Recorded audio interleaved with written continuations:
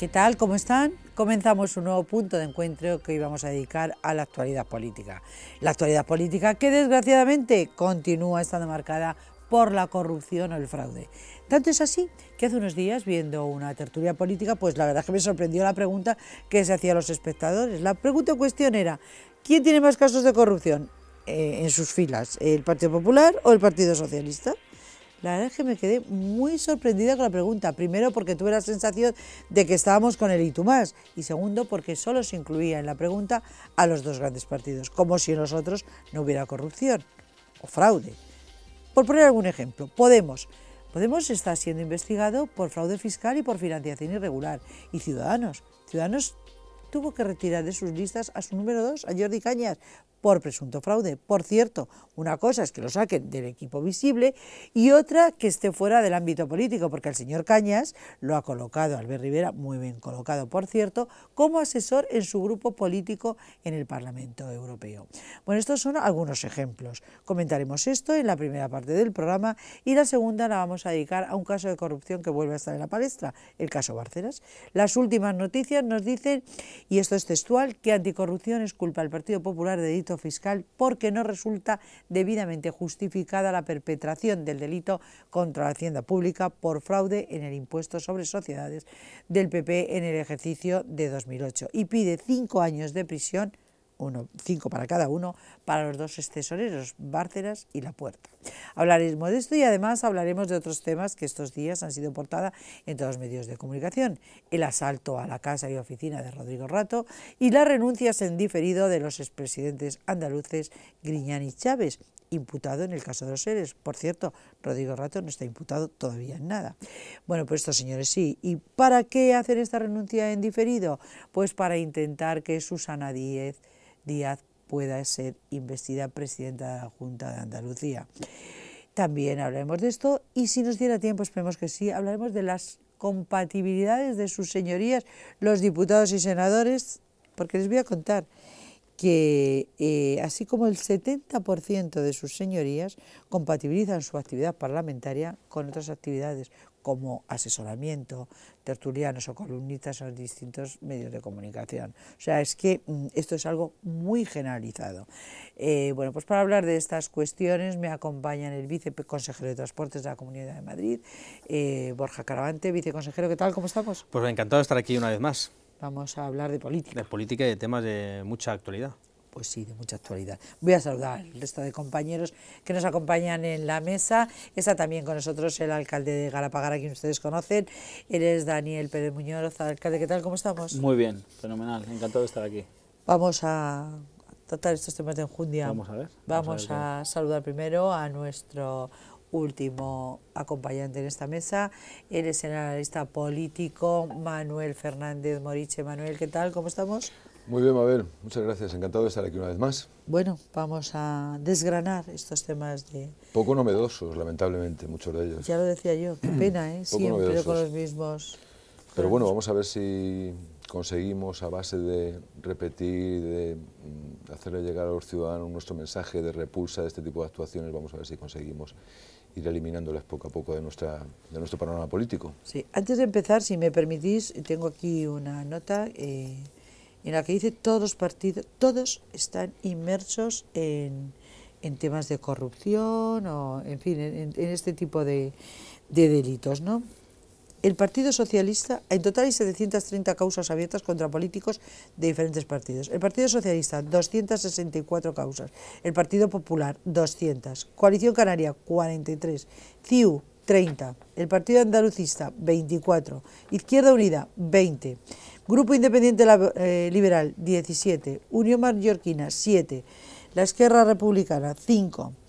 El BNG, 3. Y el PNV, 3. O sea, ya ven ustedes, y luego, bueno, los de Podemos, que no están incluidos aquí porque todavía no están gobernando aquí en España, pero que ya tienen problemas, y los Ciudadanos. Y UPyD, como está, es que vamos, no se han tenido en cuenta, bastantes problemas tienen con ellos mismos. Muy triste, ¿no?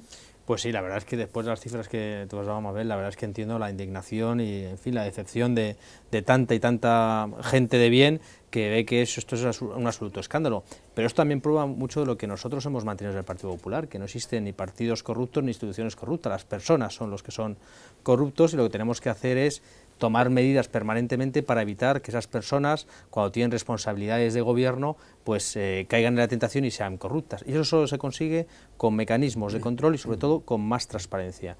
Y yo creo que el Partido Popular, el gobierno de Rajoy, ha sido un ejemplo a la hora de impulsar medidas legislativas, iniciativas legislativas para favorecer la transparencia en la gestión y el buen gobierno.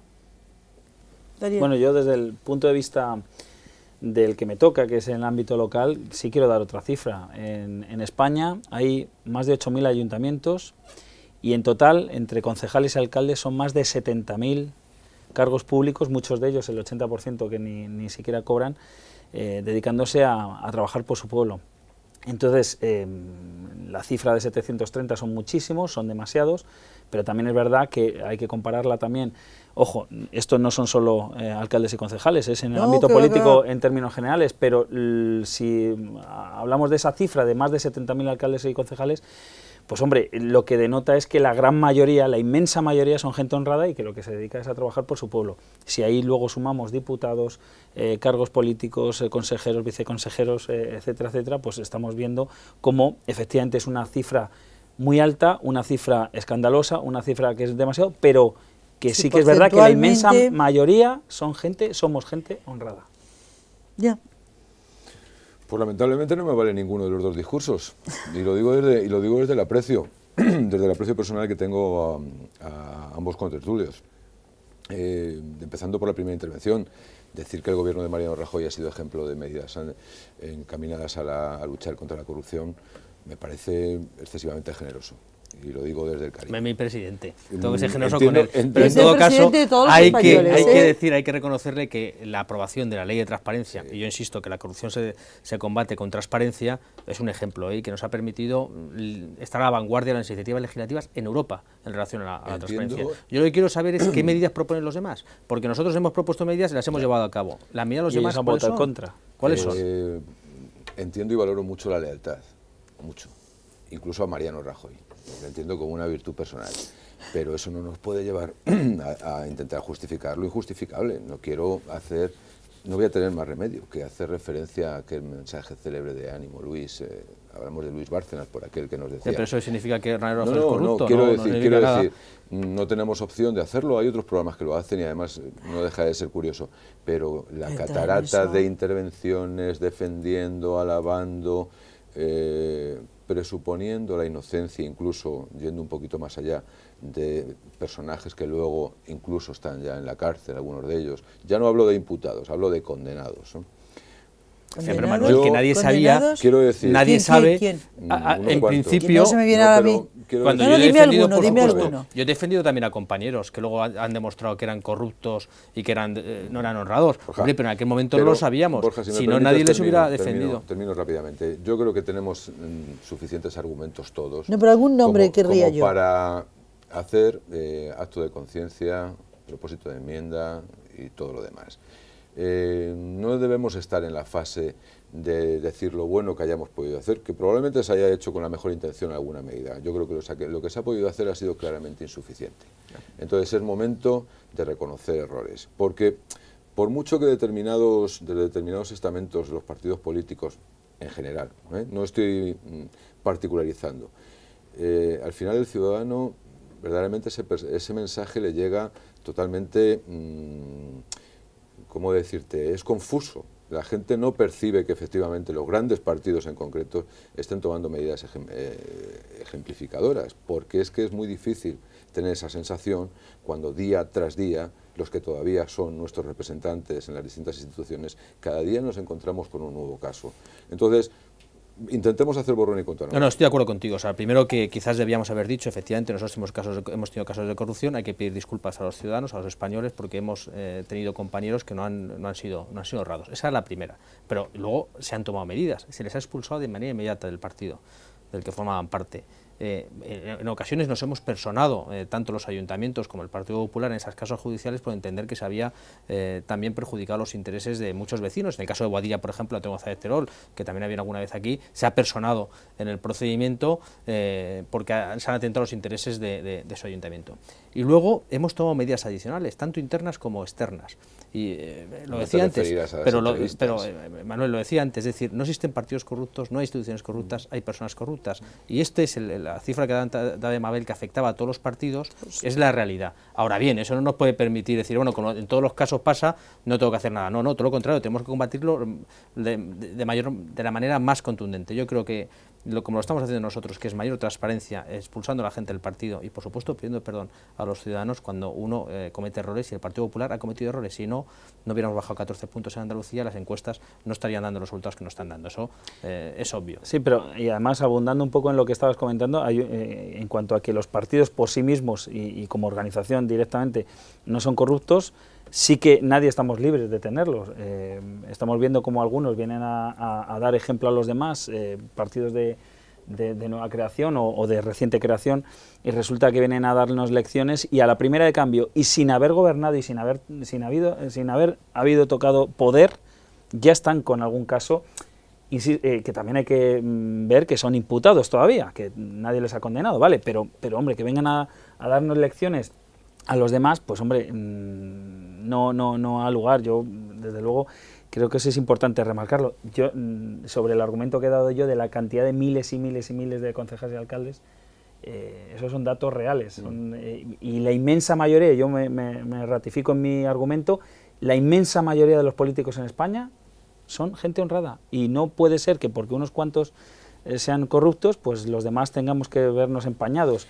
Y desde luego, yo desde luego no voy a admitir ninguna lección de honradez ni de transparencia a ninguno de los que vienen ahora a dar lecciones. Pero dos cosas, me concederás que no es lo mismo la repercusión mediática que puede tener que el alcalde de un municipio de 500.000, 2.000 habitantes sea un sinvergüenza y un corrupto, a que lo sean 2, 3, 4 consejeros de un gobierno como el de la Comunidad de Madrid. Eso por repercusión un lado. Mediática y por otro lado, yo 2, 3, 4 consejeros. Ahí te pasa, Manuel, de cifras. 2, 3, yo recuerdo uno, ¿eh? Oye, en Andalucía sí hay 3 o 4, ¿no? En Andalucía sí hay 3 o 4. Recuerdo a Granados, y a Alberto López Viejo. Bueno, ya son 2. Sí, pero en Andalucía sí son 3 o 4, ¿no? No, pero fíjate, aquí hemos llegado a tener en la cárcel ministros del gobierno del Partido Socialista. Mientras he cometido un error. He cometido un error clarísimo. He cometido el error de referirme a la Comunidad de Madrid. Es evidente que cuando se refiere a una administración del Partido Popular, enseguida saltan los resortes para decir que en Andalucía más. Con este discurso vamos muy bien encaminados. Con este discurso fortalecemos a aquellos que, en base a la demagogia, precisamente, permíteme que te haga una pregunta. Nos quieren vender una moto. O sea, no se trata... He cometido el error. Digo Andalucía, que siempre toca la Comunidad de Madrid. Estamos en el Itumas. No, efectivamente no podemos caer en el Itumas. Quiero terminar. Estoy de acuerdo con Borja en que el Partido Popular, como todos los partidos, hacen alusión a un supuesto código ético, que ponen en práctica, cada uno con sus matices y tal. Claramente insuficiente. Claramente insuficiente. Hay que ir a medidas... pero medidas casi calificaría de estructurales, que son las que en el fondo están fomentando la corrupción, no solo el funcionamiento interno de los partidos. Por ejemplo, ley electoral, fundamental. Reformar la ley electoral y atacar el sistema tal y como lo conocemos ahora mismo, que lo hemos pedido muchas veces. Fomenta la corrupción, quieras o no.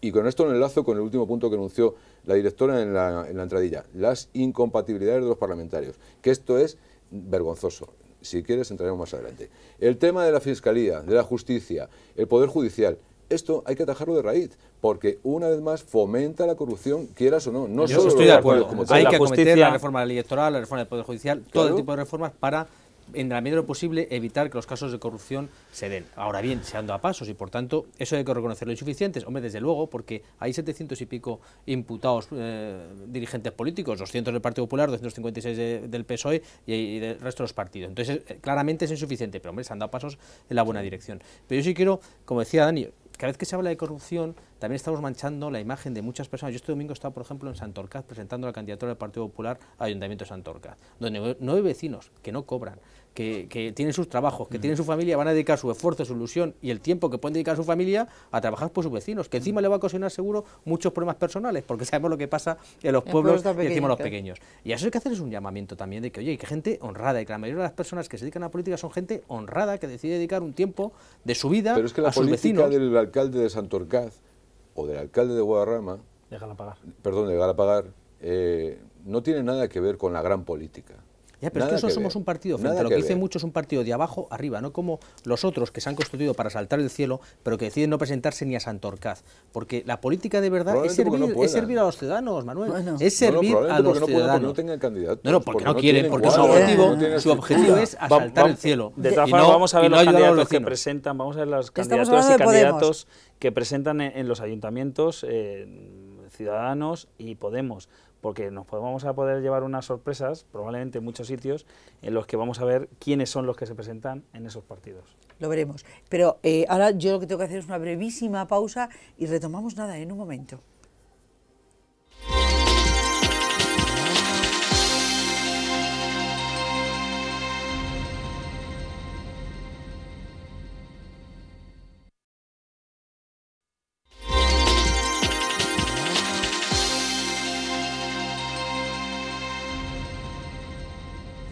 Retomamos nuestra tertulia. Saben ustedes que estamos hoy haciendo un análisis de la situación política que tenemos en España. Está con nosotros el viceconsejero de Transportes de la Comunidad de Madrid, Borja Caravante. Está también el alcalde de Galapagar, Daniel Pérez Muñoz, y el analista político, Manuel Fernández Moriche. Bueno, decíamos que esta segunda parte la íbamos a dedicar a hablar pues del caso Bárcenas, que parece ser no parece, es así. El fiscal exculpa al Partido Popular. También me gustaría que comentáramos la situación que se ha producido con Rodrigo Rato, esa forma de detenerle, una persona que no está imputada, o sea, que lo podían haber llamado perfectamente a declarar o haber mandado a alguien a buscarle, pero claro, es que los medios de comunicación estaban allí antes de que llegaran. Pues eso es lo dramático, que en el Estado de Derecho, no hablo de caso de Rato, hablo en general, que en el Estado de Derecho, donde existe, primero, la presunción de inocencia, segundo, los secretos de sumario, segundo, hombre, el respeto a la intimidad. Ya condenó ya la prensa. En la mayoría de los casos se enteran ante los periodistas que los propios imputados o testigos o personas con interés en ese procedimiento. Y no solo en el caso Rato, en cientos de casos, también en los de Andalucía seguramente. Sí, pero, y eso a mí me escandaliza. Hay algún caso, por ejemplo, también sobre fraude fiscal, que se ha hablado sobre algunos futbolistas, no quiero decir los nombres, y resulta que no se les ha visto cómo le meten en un coche, cómo registran sus propiedades, cómo le llevan detenido inmediatamente delante de los medios de comunicación, y es algo parecido, y además incluso hablan de muchos más millones. Hay uno de un futbolista de un equipo que pues resulta que estaban hablando de un contrato de Neymar, por ejemplo, que estamos hablando de 100 y pico millones con respecto a los 50 o 60 o 70 que decían que había costado. Eso sí que es un fraude a la hacienda pública y nadie ha visto nada, imágenes como las que hemos visto. Mejor está hablando en España últimamente, y esto me cuesta decirlo, Felipe González, que está diciendo unas cosas, la verdad, para reflexionar. Ayer dijo que la presunción de inocencia en España se ha convertido en la presunción de culpabilidad. Sí. Y lleva parte de razón. Entiendo que no te refieres a cuando dijo ayer también que no había que pedir la renuncia de Chávez y de Griñán. No, lo que me... No, yo no voy a defender a Felipe en ningún caso. Digo, en fin, que esa frase me pareció acertada. También me pareció acertada cuando habló de los imputados. Y claro, los imputados por corrupción no significa que uno sea culpable, es decir, que existe la figura jurídica del procesado y del culpable. Y es muy distinta al imputado. Y está diciendo cosas interesantes porque además está atacando a Podemos por su apoyo a la dictadura venezolana de Chávez y Maduro y la financiación de Podemos. Está defendiendo a los alcaldes disidentes en Venezuela. Se está haciendo cosas de verdad que creo que están interesantes, está ya poniendo siempre el dedo de la llaga. Pero en todo caso, insisto en que lleva razón en que la presunción de inocencia ha desaparecido en España. ¿Y cómo es posible que los medios de comunicación tengan acceso a los sumarios cuando se decreta el secreto del sumario y no lo tengan los interesados? Muy grave también. Te lo mandan. ¿Qué no puede ser? Hay algo muy grave también, que es que estamos hablando de, por ejemplo, el caso Bárcenas. Resulta que el caso Bárcenas lleva 5 años, 4 años, 5 años, cuando lo lógico y además lo que sería justo y además lo que la gente entendería es que este caso, si es culpable, que todo lo apunta, que se le condene inmediatamente en 1 año, año y medio, y no estar 5 años Pero y ahora para eso resulta que tenía nos que haber un enteramos que el juicio, ¿no? Partido Popular... Para eso Claro, tiene que haber juicio. sí, pero bueno, pero las instrucciones tienen que ser mucho más ágiles, más rápidas, y los juicios tienen que ser en año, año y medio, y el que sea culpable que lo sea, y el que no lo sea, que no tenga esta pena de telediario, ¿cuántas portadas dan al asunto de que el Partido Popular ha sido... No, eso no es noticia. No, claro. pero, perdón, ¿qué ha sido qué? Bueno, según decía nuestra moderadora y El directora del fiscal- programa, ha sido exculpado del Pero delito de fraude ha sido- fiscal que se le había imputado Claro, ha sido en la exculpado, instrucción del ha sido sumario. exculpado por el fiscal, Ha sido exculpado. por el fiscal, que no por un juez, es decir, sé. el fiscal... Yo lo he dicho que por el fiscal. Yo lo recuerdo, yo sé que tú lo dices casi todo, pero yo lo recuerdo. Lo he dicho. El fiscal contradice lo que dice el juez. De momento lo que tenemos es una versión contra otra, una interpretación contra otra. Por otro lado, el fiscal lo que está diciendo es que en El principio, fiscal a priori, no hay delito anticorrupción. fiscal. El fiscal Sí. anticorrupción. Dice que no hay delito fiscal. Lo que, sin embargo, por otro lado, se desprende de las declaraciones del fiscal es que sí hay un problema de financiación irregular del Partido Popular, que no está tipificado como delito fiscal, porque lamentablemente en nuestro país las donaciones a los partidos políticos, que entre otras cosas han permitido al Partido Popular pagar sobresueldos, pagar reformas en B de una... Eso está por ver, todo eso está en el procedimiento y está por ver. Hay una frase que es muy ilustrativa.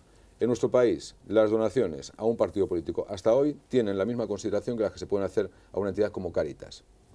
Esto es lo que, al final, todo se reduce a esto, y en base a eso, evidentemente, el fiscal anticorrupción no ve indicios de delito fiscal. Pero el problema no es solo el delito fiscal, el problema es la de momento, el delito irregular. fiscal. El fiscal anticorrupción, para el que tenemos cuando acusa al Partido Popular y a los miembros del Partido Popular de alguna acción ilícita, le damos credibilidad. Es culpa al Partido Popular por fraude fiscal, yo le doy la misma credibilidad. Le creo cuando dice una cosa y la contraria. Pero en todo caso, vamos a dejar que el procedimiento judicial dirima... Si todos lo sabríamos y ya... Pero las responsabilidades que haya coincido, y ojalá eso todos los coincido. corruptos estén en la cárcel, le quede metido en la mano, que vaya a la cárcel.